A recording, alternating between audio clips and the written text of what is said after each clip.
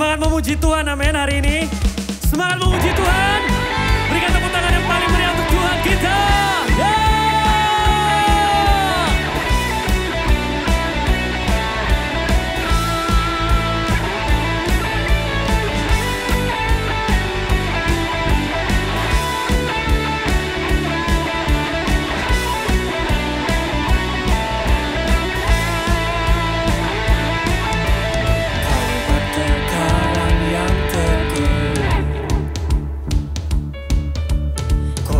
Benteng dan perisaiku, yang menang kalahkan maut, penyelamat yang bangkitkan hidup. Haleluya, haleluya, kekal mulia.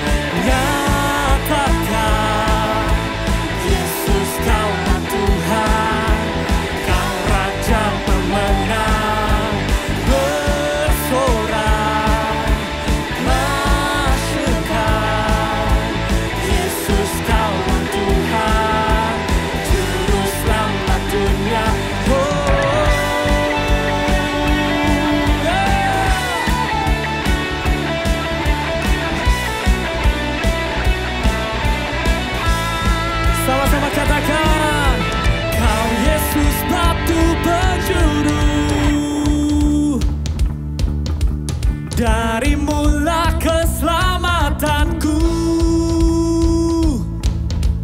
yang menang kalahkan maut, penyelamat yang bangkit dan hidup. Sama-sama katakan.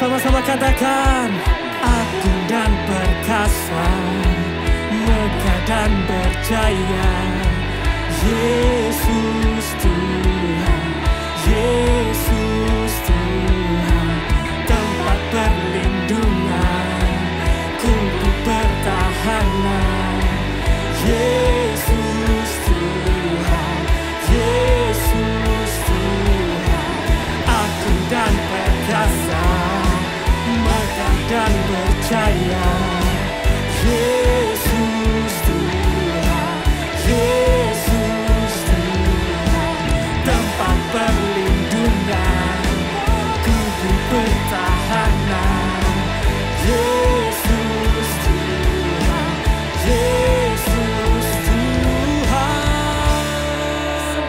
Come on church, nyatakan, Yesus Kaulah Tuhan, Kau Raja pemenang, bersorak, masyarakat. Yesus Kaulah Tuhan, Juru Selamat dunia. Katakan agung, oh,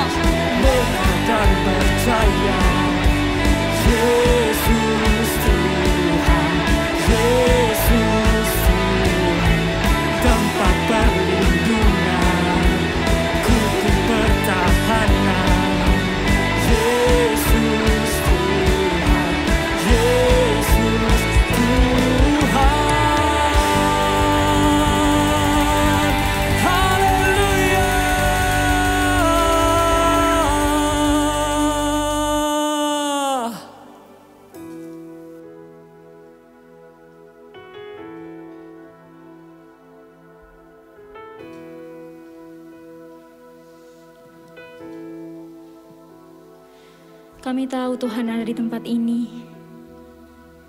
bersama-sama dengan kami.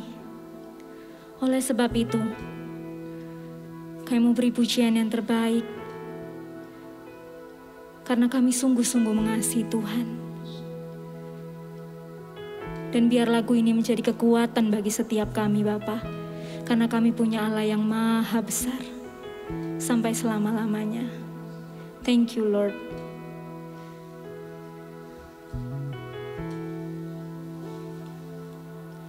Meskipun tak ku mengerti apa yang ku alami, namun ku yakin Tuhan punya rancangan terbaik. Pertolonganku datang darimu, Yesus yang ku percaya, yang tak mungkin bagiku, semua mungkin bagimu. Hanya Engkaulah jawaban hidupku.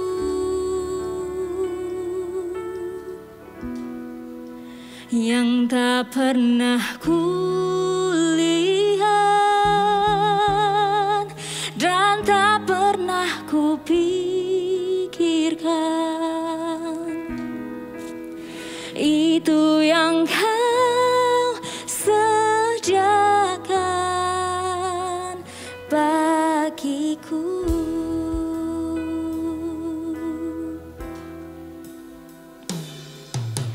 Meskipun tak ku mengerti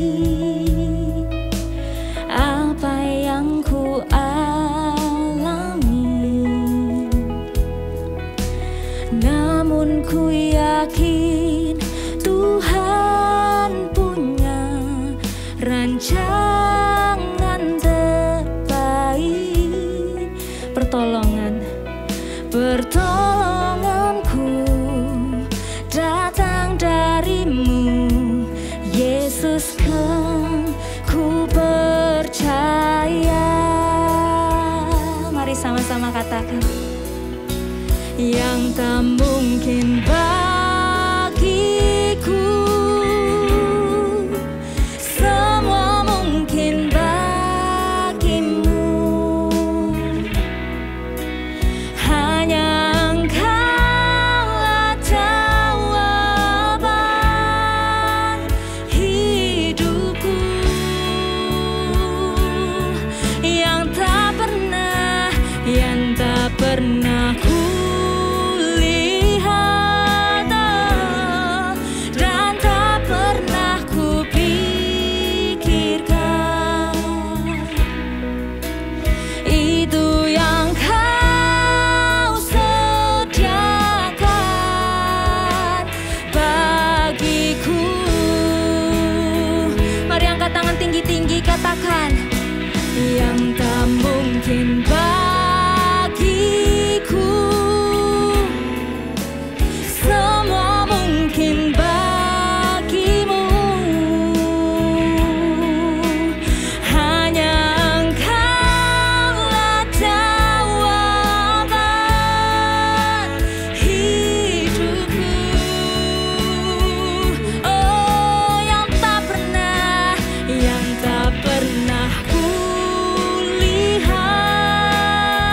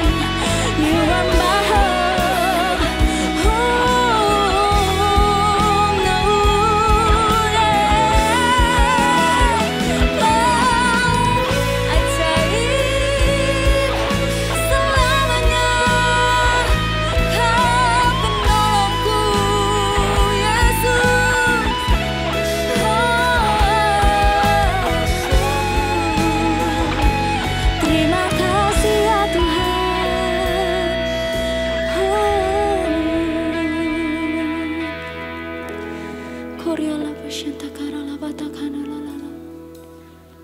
Kuniarala Bashanta Karala Barala Batakin. Horiala Bashanta Karala. Horiala Bashanta Karala. Kami menyembah Allah yang sama dari dulu, kini hingga selama-lamanya. Allah yang setia, Allah yang kuasanya tidak terbatas. Justru di dalam kelemahan setiap kami Tuhan, kuasa-Mu menjadi sempurna, kuasa-Mu dinyatakan, janji-Mu digenapi bagi setiap kami yang percaya. Terima kasih Tuhan. Ya Tuhan, thank you Jesus. Mari aku ajak kita semua buka kedua tangan tinggi-tinggi sekali lagi di hadapan Tuhan. Dengan iman-Mu, dengan segenap kekuatan-Mu, mari naikkan pujian ini. Yang tak mungkin bagiku, semua mungkin bagimu. Hanya Engkaulah jawaban hidupku.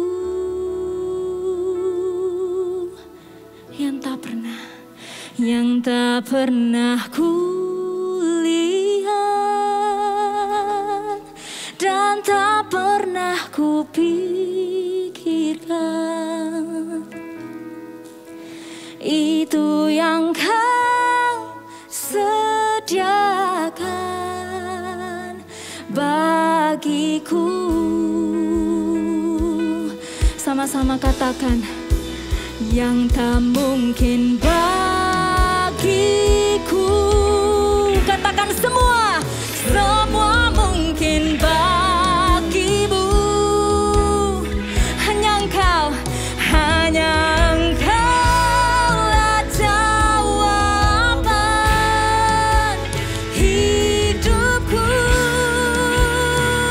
Oh, yang tak pernah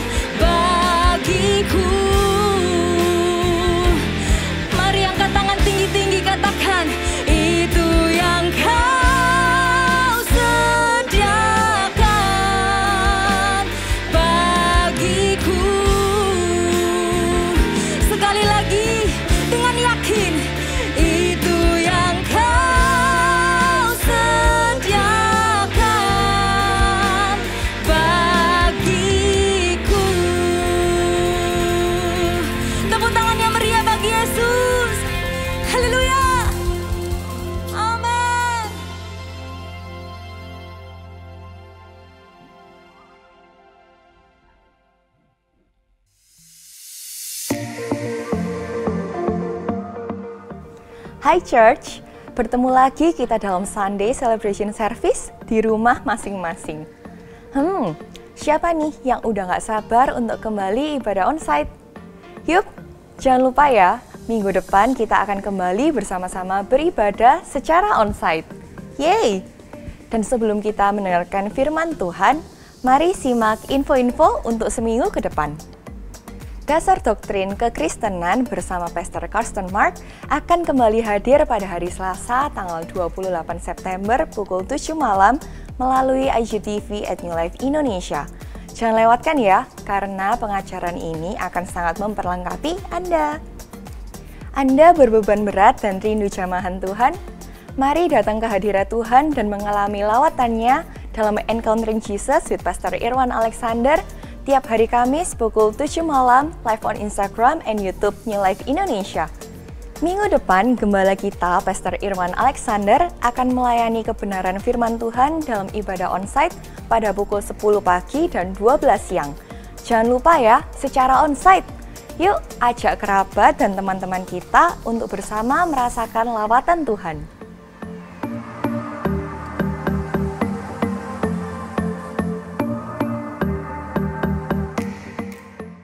Doa pagi bersama Pastor Irwan Alexander akan diadakan tiap hari Sabtu pukul 8 pagi live on Instagram and YouTube New Life Indonesia. Hai Alive! Jangan lupa tiap Sabtu jam 4 sore kita semua bersama-sama beribadah ya. Nah, minggu ini kita akan bertemu via Zoom. So, don't miss out! Dan untuk Bapak Ibu sekalian, ibadah New Life Kids minggu depan akan diadakan via YouTube mulai pukul 9 pagi. Untuk info lebih lengkap, Anda bisa DM langsung ke Instagram @newlifekids.indonesia atau menghubungi nomor gereja yang tertera. Dan bagi Anda yang baru pertama kali join ibadah New Life Church atau jemaat yang memerlukan bantuan doa, Anda bisa bergabung di prayer room dan akan ada tim pendoa yang mendoakan Anda melalui breakout room yang terpisah melalui Zoom. Prayer room bisa Anda akses setelah ibadah selesai dan berlaku selama 30 menit ke depan. Hai Church, sekarang saatnya kita memberikan persembahan. Saya akan bacakan satu ayat dari Amsal yang ketiga, ayat 9 sampai 10. Muliakanlah Tuhan dengan hartamu dan dengan hasil pertama dari segala penghasilanmu. Maka lumbung-lumbungmu akan diisi penuh sampai melimpah-limpah. Dan bejana pemerahanmu akan meluap dengan air buah anggurnya. Saya percaya jika kita bisa memberi hari ini, semata-mata karena Tuhan terlebih dahulu memberi kepada kita. Mari sama-sama kita persiapkan persembahan kita. Anda bisa transfer maupun scan QR Code yang tertera di layar kaca. Anda bisa pause video ini sejenak untuk mempersiapkan. Jika sudah, mari kita arahkan kedua tangan untuk berdoa bagi persembahan. Terima kasih Bapak untuk kesempatan yang Kau berikan, sehingga kami bisa memberikan yang terbaik Tuhan. Kami percaya bahwa apa yang kami lakukan ini semuanya baik di mata-Mu Tuhan, dan apa yang kami berbuat semuanya adalah kehendak-Mu. In Jesus' name we pray, Amen. Dan bagi jemaat yang ingin mengembalikan persembahan persepuluhan, Anda juga dapat memberikannya melalui rekening gereja yang tertera. Church, sebuah anugerah yang besar. Di masa pandemi seperti ini kita tetap bisa melanjutkan pembangunan New Life Ballroom di Ciputra World. Berikut adalah progres pembangunan dari hall kita. Check it out.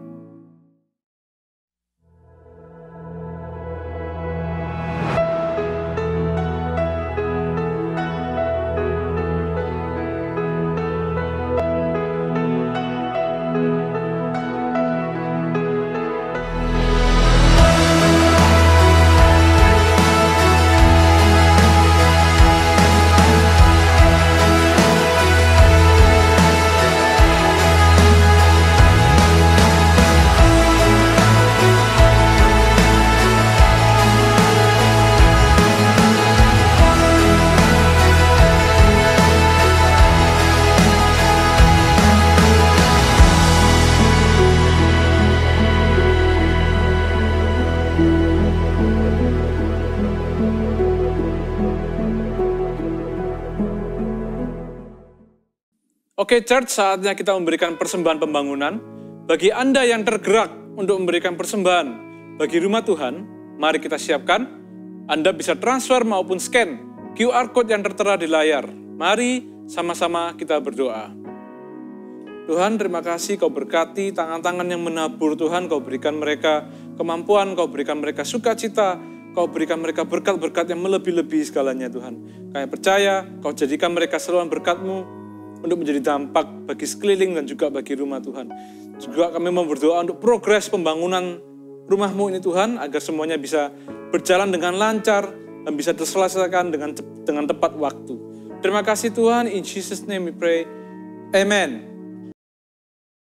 Sebelum saya mulai, satu announcement gembira yang ingin saya sampaikan adalah bahwa mulai minggu depan kembali diadakan ibadah secara on-site.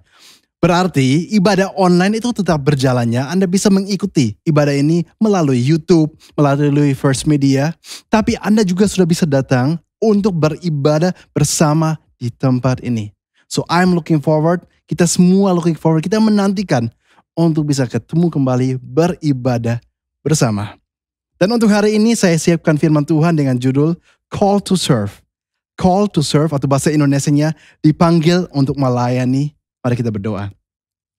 Tuhan, kita bersyukur untuk segala kebaikan Engkau, juga untuk hadirat Engkau yang sudah kita dapat rasakan di dalam praise and worship. Dan saat ini kami rindu untuk belajar firman Engkau. Bantu kami untuk mengerti, bantu kami membuka hati. Supaya dari apa yang kita dengar hari ini benar-benar kita bertumbuh dan kita peroleh hikmat untuk berjalan setiap harinya. Di dalam nama Yesus kita semua berdoa dan semua katakan amin. Oke, sekali lagi judul hari ini adalah Call to Serve, dipanggil untuk melayani. Dan saya ingin mulai dengan sebuah cerita, sebuah kesaksian yang pernah saya dengar yang sangat memberkati saya. Ada seorang muda, tapi bukan berarti muda sekali karena dia sudah punya istri, dia sudah punya anak. Tapi orang muda ini baru saja percaya Tuhan. Dan ternyata dia menyatakan diri sebagai orang yang juga gak suka berdoa. Seorang yang merasa gak punya waktu untuk berdoa karena terlalu sibuk bekerja. Dan dia seorang yang berhasil, dia bekerja di dalam dunia iklan dan penghasilannya juga cukup besar. Tapi satu saat waktu ditegur oleh pendetanya, dia sadar bahwa kalau orang itu punya prioritas, dia akan buat waktu untuk prioritas tersebut. Dan kalau dia gak punya waktu untuk berdoa, berarti Tuhan bukan prioritas. Dan dia sadar bahwa itu sebuah kesalahan. Bahwa di dalam segala kesibukan dia merasa gak punya waktu untuk berdoa. Sehingga dia mengubah hidupnya. Dan dia berdoa tiap hari. Yang dia lakukan adalah dia bangun lebih pagi setiap harinya. Supaya pagi-pagi dia bisa siapkan kopi sambil duduk, sambil baca Alkitab. Dan tutup Alkitab, mendoakan semua yang dia sudah baca supaya diminta hikmat. Tuhan, bantu saya mengerti apa yang saya sudah baca. Dan Tuhan bantu saya untuk apa yang saya baca hari ini, saya bisa terapkan. Supaya Alkitab tidak menjadi koran, tapi Alkitab benar-benar menjadi sesuatu yang mengubah kehidupan. Dan dengan kebiasaan ini, dia mulai merasa bahwa Tuhan bicara kepada dia melalui firman Tuhan. Dia mulai mengerti kehendak Tuhan. Dan satu saat, dia mengatakan kepada pendetanya bahwa dia pingin untuk berhenti kerja di dunia sekuler dan pergi ke gereja dari gembala tersebut untuk bekerja atau melayani di sana sebagai seorang hamba Tuhan. Bahkan pendetanya enggak yakin apakah itu dari Tuhan. Tapi orang muda ini begitu yakin sehingga akhirnya diizinkan dan orang itu melayani bertahun-tahun dan gembalanya sampai hari ini menyatakan bahwa puluhan tahun lalu waktu orang muda ini mulai melayani di gerejanya, dia adalah orang yang paling giat dibanding semua pelayan atau semua hamba Tuhan lainnya yang kerja di gereja tersebut. Berapa tahun kemudian, orang muda ini sekali lagi gak muda-muda banget sih, sudah orang dewasa. Tapi dia sekarang kembali datang kepada pendetanya mengatakan bahwa dia merasa dia harus berhenti untuk melayani atau bekerja di gereja tersebut. Dan kembali bekerja di dunia sekuler.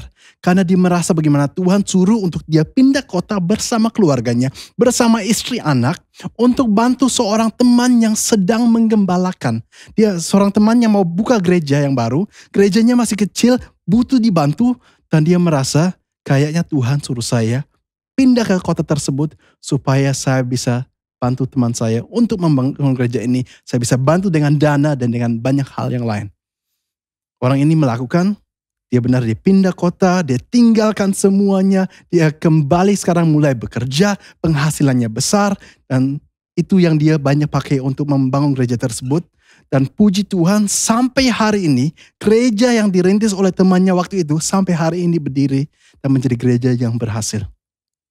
Berapa tahun berjalan, dan akhirnya apa yang terjadi? Orang yang tadinya orang muda sekarang sudah gak muda lagi. Dia sudah banyak melayani Tuhan, sudah banyak berusaha mendengar kehendak Tuhan dan melakukannya. Tapi dia menjadi sakit. Dan sakitnya cukup parah sampai dia harus meninggal. Dan mungkin seorang bisa mengatakan, kok bisa ya orang yang begitu rajin, cinta Tuhan, melayani, berikan semuanya, tinggalkan semuanya. Tapi dia harus mati karena penyakit. Tapi kita jangan pernah mempertanyakan Tuhan. Tuhan tahu yang terbaik. Dan inti ceritanya bukan soal bagaimana dia meninggal, tapi bagaimana dia benar-benar dari orang yang gak suka berdoa menjadi orang yang suka berdoa, mengerti kehendak Tuhan, melayani dan hidupnya luar biasa. Dan bahkan istrinya memberikan kesaksian bagaimana sejak dia ini benar-benar ikut Tuhan, hidupnya begitu berubah dan yang kerasa adalah istrinya dan anak-anaknya. Dan benar-benar kita melihat cerita dari seseorang yang dipakai oleh Tuhan padahal dia dari dunia sekuler. Dan dia sadar bahwa ada panggilan untuk melayani di atas dia. Dan itu yang saya mau bahas hari ini. Bagaimana kita semua dipanggil untuk melayani. Jadi hari ini saya ingin menjelaskan tentang panggilan untuk melayani dari kehidupan Nabi Yesaya. Pertama-tama satu hal yang perlu kita mengerti adalah walaupun tidak semua anak Tuhan dipanggil menjadi seorang nabi atau pendeta. Ya, kalau waktu itu Yesaya seorang nabi. Namun semua anak Tuhan jelas-jelas dipanggil untuk melayani. Kita bisa melihat banyak contoh di Alkitab. Ya, salah satunya akan saya bacakan. 1 Petrus 2 ayat 9. Dikatakan begini, tetapi kamulah bangsa yang terpilih, imamat yang rajani, umat kepunyaan Allah sendiri supaya kamu memberitakan perbuatan-perbuatan yang besar dari Dia yang telah memanggil kamu keluar dari kegelapan kepada terangnya yang ajaib. Jadi Petrus menjelaskan bagaimana kita ini imamat yang rajani. Artinya apa?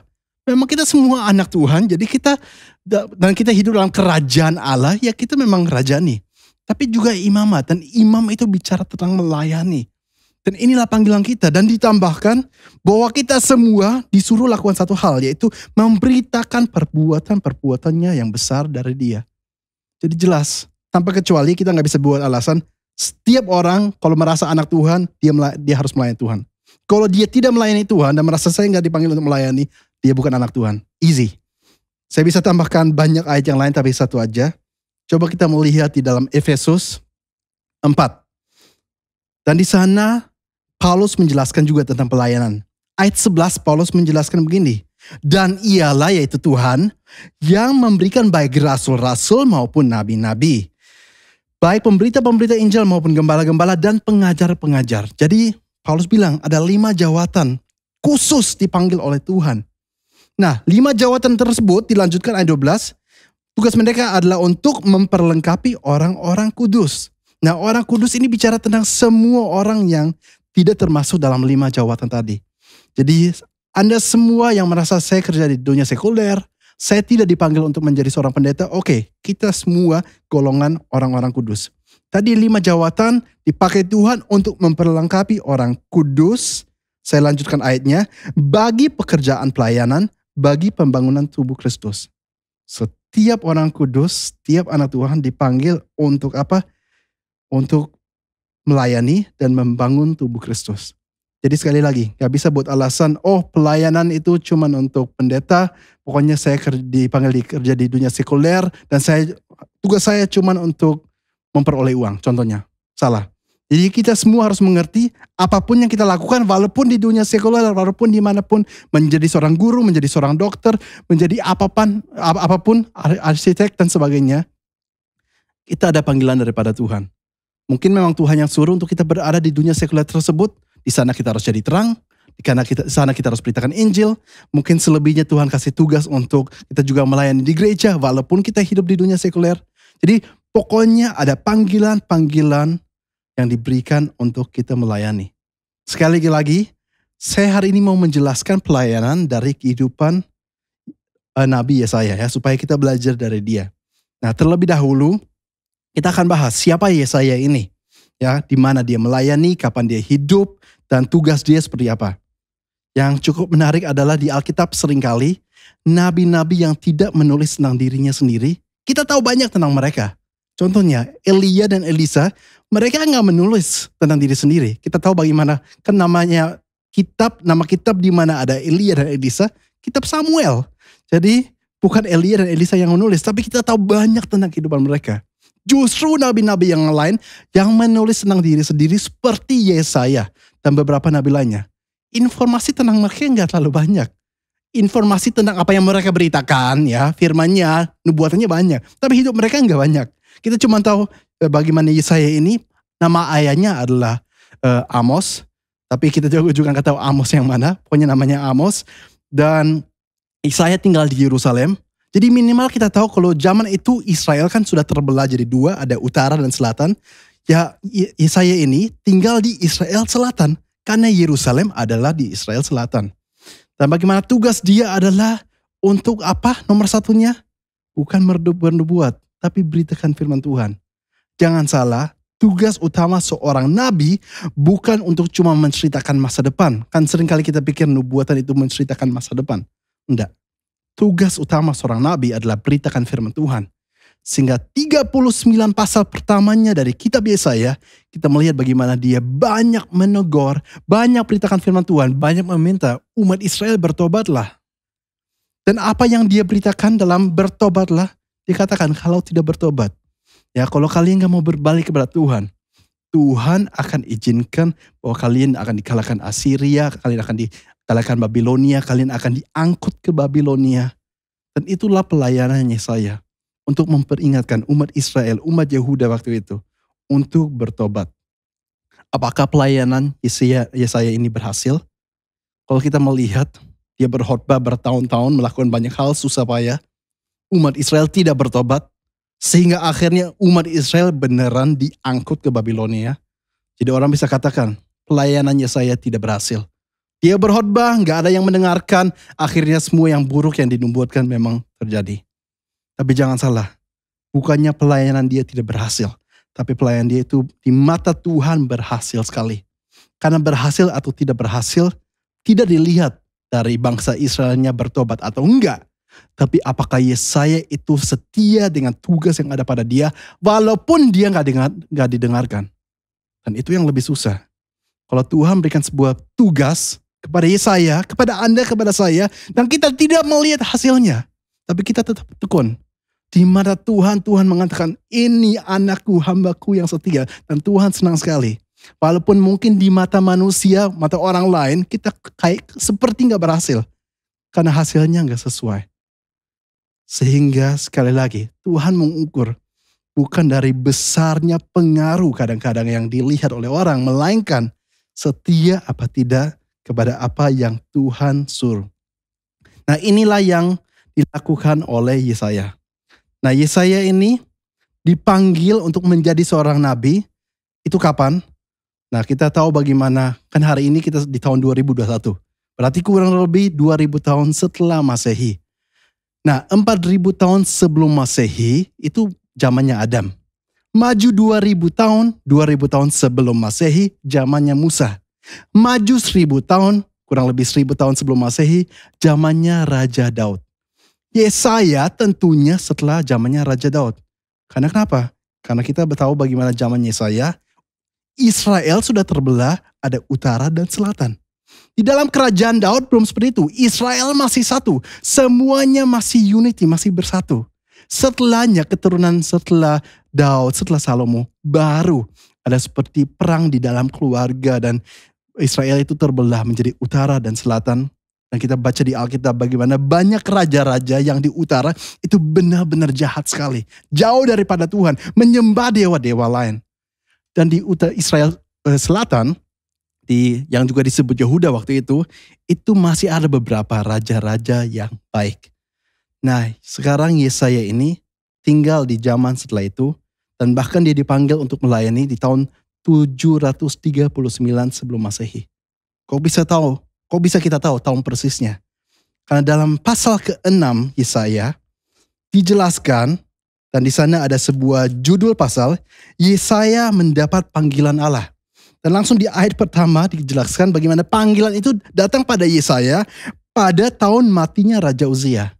Dan Raja Uzia matinya di tahun 739 sebelum Masehi. Nah, pasal ini yang hari ini sekarang kita mau bahas, karena di sini kita akan melihat bagaimana Yesaya ini dipanggil, dan kita bisa belajar mengenai panggilan kita juga. Kita akan baca mulai dari ayat yang ke-5 sampai dengan ayat ke-9. Yesaya dipanggil, dia melihat sebuah penglihatan tentang Tuhan. Dan waktu dia melihat penglihatan tersebut, apa respon Yesaya? Saya baca ayat 5. Lalu kata Yesaya, celakalah aku binasa, sebab aku ini seorang yang najis bibir dan tinggal di tengah-tengah bangsa yang najis bibir. Namun mataku telah melihat Sang Raja, yakni Tuhan semesta alam. Respon pertama dari Nabi Yesaya adalah dia mengatakan celakalah saya. Dia melihat penglihatan tentang Tuhan. Bayangkan dia seorang yang seharusnya cinta Tuhan dan sebagainya. Kok dia bisa katakan celakalah? Tapi satu hal yang harus kita mengerti. Semakin dekat orang dengan Tuhan, semakin dia sadar beberapa najis dan beberapa jauhnya dia. Dan kalau bukan karena kasih karunia Tuhan, dia tidak ada apa-apanya. Sehingga waktu dia melihat Tuhan, benar-benar dikatakan celakalah aku. Dan bahkan dalam beberapa ayat yang akan kita baca di sini, ini perikop yang terkenal sekali. Dengan 3 kata. Kalau dalam bahasa Inggris adalah woe, low, and go. Itu bahasa dulu, itu bahasanya Alkitab zaman King James. Kalau dalam bahasa Indonesia kata-kata tersebut adalah celakalah, lihatlah, dan pergilah. Dan ini 3 poin yang akan kita bahas hari ini. Yesaya mendapat panggilan. Hal yang pertama yang dia sekarang sadar adalah seberapa jauhnya sebenarnya dia dari Tuhan. Dikatakan celakalah aku. Dan sampai di perjanjian baru, orang-orang yang dekat dengan Tuhan, itulah yang kita lihat. Contohnya siapa? Contohnya Paulus ya, Rasul Paulus. Waktu dia ikut Tuhan dan dia melayani Tuhan, dia dapat panggilan daripada Tuhan. Dia menjelaskan bagaimana kehidupan dia yang dulu. Ya, waktu dia belum melihat Tuhan Yesus, belum dia melayani Tuhan. Tapi waktu itu sudah seorang Farisi, sudah seorang yang beribadah. Dan dia merangkum, dia katakan begini. Bahwa di dalam Filipi 3 ayat 4-6. Sekalipun aku juga ada alasan untuk menaruh percaya pada hal-hal lahiriah. Jika ada orang lain menyangka dapat menaruh percaya pada hal-hal lahiriah, aku lebih lagi. Kenapa? Disunat pada hari ke-8 dari bangsa Israel, dari suku Benyamin orang Ibrani asli. Tentang pendirian terhadap hukum Taurat, aku orang Farisi. Jadi dia adalah seorang yang pelajari Alkitab, benar-benar mengerti Alkitab, bahkan seorang Farisi. Harusnya bisa bangga. Ayat 6, tentang kegiatan aku penganiaya jemaat. Waktu itu dianggap hal yang luar biasa. Karena orang Yahudi kan tidak mengakui kekristenan. Jadi menganiaya jemaat kekristenan bagi mereka satu hal yang hebat. Dilanjut, tentang kebenaran dalam menaati hukum Taurat, aku tidak bercacat. Dia merasa secara firman Tuhan, perjanjian lama, semua dia lakukan, saya tidak bercacat. Itu kehidupan Paulus sebelum ketemu dengan Tuhan Yesus. Terus kita tahu bagaimana di perjalanan dia ke Damsyik, dia dapat penglihatan, ketemu dengan Tuhan, dia bertobat, dipanggil, dikasih panggilan yang luar biasa. Dan waktu dia kembali sekarang, merangkum pelayanan dia mengatakan begini sekarang. 1 Timotius 1 ayat 15, perkataan ini benar dan patut diterima sepenuhnya. Kristus Yesus datang ke dunia untuk menyelamatkan orang berdosa, dan di antara mereka akulah yang paling berdosa. Tadinya waktu belum dekat dengan Tuhan, dia merasa saya orang paling benar. Saya secara firman Tuhan yang dilakukan tidak bercacat. Itu yang dia banggakan. Tapi dia sadar semakin dekat dengan Tuhan, dia bilang enggak. Ternyata antara semua orang berdosa, saya yang paling berdosa. Apakah dia orang yang paling berdosa? Dia yang menulis sebagian besar perjanjian baru? Enggak. Tapi begini, seorang yang semakin dekat dengan Tuhan, dia mengerti bahwa sebenarnya hidup saya itu jauh dari sempurna. Karena dia disadarkan bahwa dia pun gak ada apa-apanya kalau gak ada Tuhannya. Dan dia sadar benar akan hal itu. Tapi saat yang bersamaan dia juga menulis tentang kasih karunia Tuhan. Bagaimana Tuhan yang selamatkan dia dan tanpa Tuhan gak bisa semuanya. Dan halnya sama dengan Yesaya. Kalau kita sekarang lanjut, ayat 6 dan 7, masih dalam Yesaya pasal 6, dilanjut begini. Tetapi seorang daripada serafim ini adalah malaikat bersayap 6 ya. Itu terbang mendapatkan aku, di tangannya ada bara yang diambilnya dengan sepit dari mezbah. Ia menyentuhkannya kepada mulutku serta berkata, lihat, Jadi ini katanya ya, lihat ini telah menyentuh bibirmu, maka kesalahanmu telah dihapus dan dosamu telah diampuni. Pengampunan dosa ini sudah ada sejak perjanjian lama. Jangan mengira pengampunan dosa baru terjadi sejak Tuhan Yesus datang. No, ada sejak perjanjian lama, cuman caranya masih beda. Waktu itu masih butuh korban yang dilakukan secara berkala.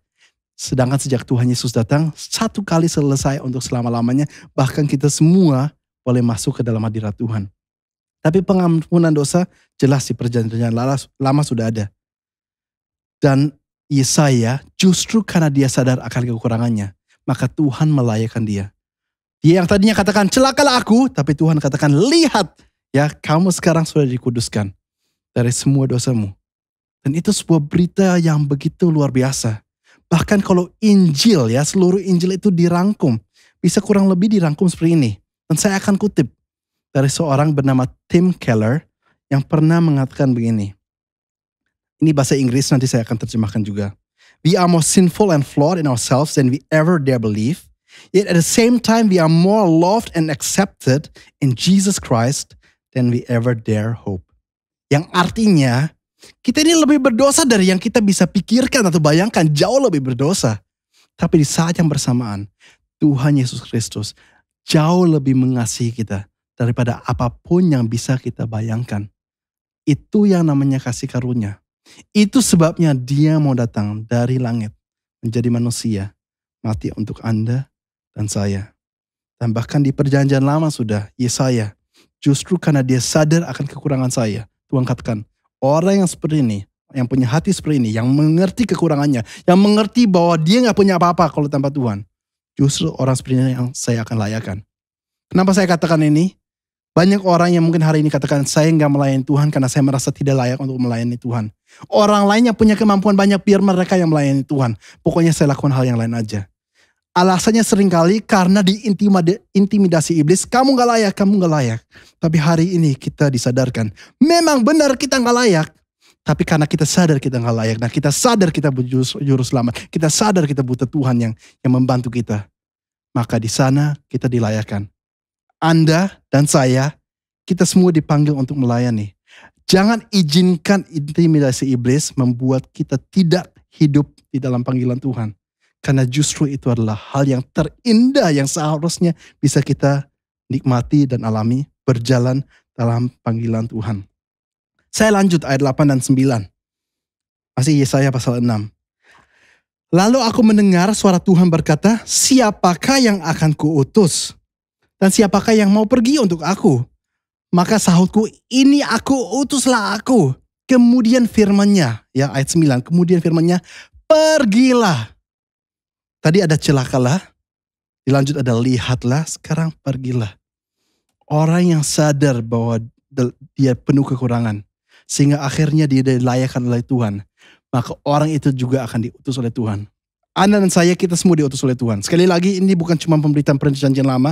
Tadi kita sudah baca dalam surah Petrus, kita sudah baca dari juga surat-surat yang lain seperti Efesus, bahwa kita semua dipanggil untuk melayani Tuhan. Pergilah. Tapi pergi kemana? Pergi melakukan apa? Bagi Yesaya jelas di sana setelah ayat ini dijelaskan hal yang harus dia lakukan, hal yang harus dia beritakan. Tapi bagaimana dengan Anda dan saya? Kita pergi melakukan apa?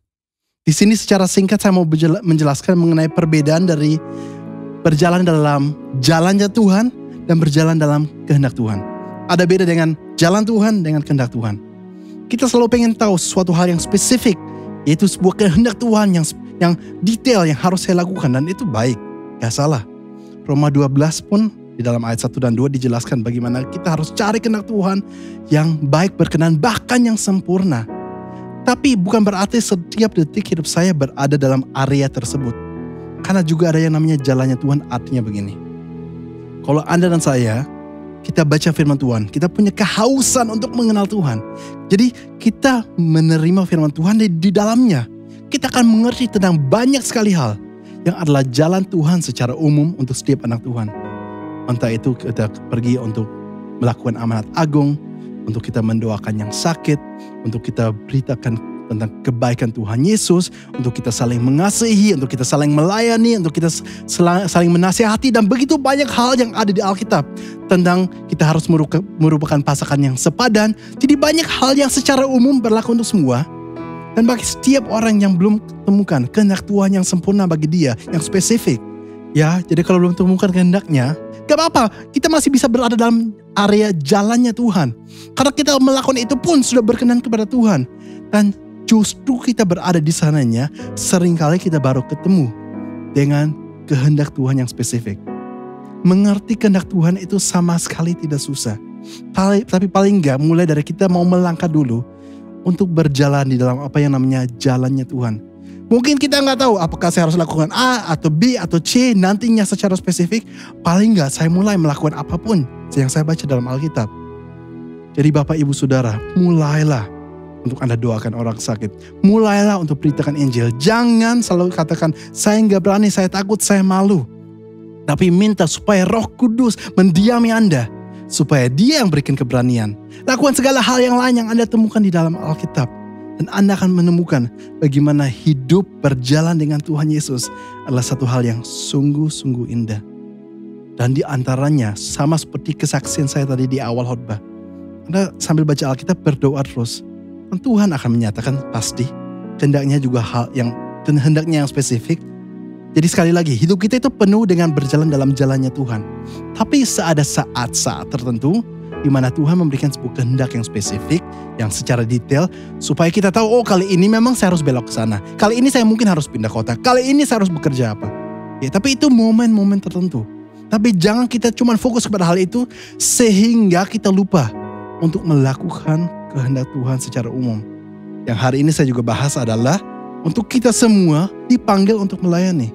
Itu satu panggilan secara umum, satu jalan Tuhan yang diberikan kepada setiap anak Tuhan.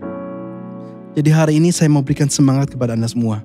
Terlebih di tengah-tengah pandemi. Jangan jadikan pandemi ini alasan untuk kita cuman hidup untuk diri sendiri, hidup untuk keluarga. Tapi apalagi dengan teknologi yang ada begitu banyak kesempatan untuk kita bisa melayani Tuhan. Dan more than that, of course, kita juga bisa melayani di rumah Tuhan. Berdoa kepada Tuhan, tanya Tuhan, God, what can I do in your house? Tuhan, apa yang saya bisa melakukan dalam rumahmu? Ada bakat-bakat yang Tuhan sudah berikan kepada Anda, yang memang Anda miliki, yang Tuhan sudah mau untuk Anda pakai. Supaya rumah Tuhan di mana Anda juga berada dan melayani dan digembalakan, itu bisa bertumbuh sesuai dengan apa yang kita di awal khotbah baca di Efesus 4. Kita semua diperlengkapi, orang-orang kudus diperlengkapi untuk kita bersama membangun tubuh Kristus. Apapun latar belakang kita, walaupun kita merasa kita belum bisa, justru untuk itu Pentakosta sudah terjadi. Pencurahan Roh Kudus terjadi. Dalam Kisah Rasul 1 ayat 8. Sehingga kita yang merasa tidak mampu, dimampukan. Kita yang merasa tidak berani, diberikan keberanian. Kita diberikan kuasa oleh Allah. Di mari kita jangan cari alasan lagi, tapi semakin giat dalam mengikuti Tuhan. Firman Tuhan saya mau sampaikan sampai di sini saja. Doa saya adalah supaya kita semua diberikan semangat untuk benar-benar berjalan dalam hal-hal yang Tuhan sudah sediakan bagi kita semua. Mari kita berdoa. Tuhan, kita bersyukur untuk semua kebaikan Engkau, untuk firman yang hari ini kita boleh dengar. Kita diingatkan bagaimana bahkan Yesaya yang merasa celakalah dia karena dia seorang yang najis. Tapi justru Engkau katakan, lihat kamu ini sudah ditahirkan, kamu dikuduskan. Dan pergilah untuk memberitakan firman. Sama juga panggilan pada kita semua. Bahwa walaupun kita orang penuh kekurangan dan kita tidak layak, tapi justru karena kita sadar akan hal itu, kita dilayakkan. Kita diampuni dosanya. Dan Tuhan katakan, lihatlah saya sudah membuat kamu dibenarkan. Dan sekarang pergilah untuk melakukan kehendak saya. Tuhan, saya berdoa supaya setiap orang yang mendengarkan hari ini benar-benar diberikan sebuah gairah, bahkan sebuah kuasa dan sebuah semangat untuk berjalan membangun tubuh Kristus di dunia ini.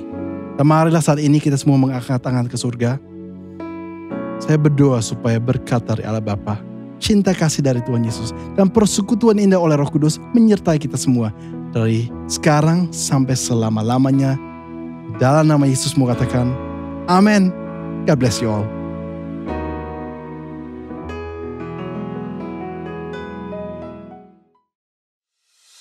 Terima kasih sudah bergabung bersama kami di dalam ibadah online kami. Apabila Anda membutuhkan informasi, Anda dapat menghubungi kami melalui Instagram atau call center. Have an awesome week ahead, stay safe, and God bless you.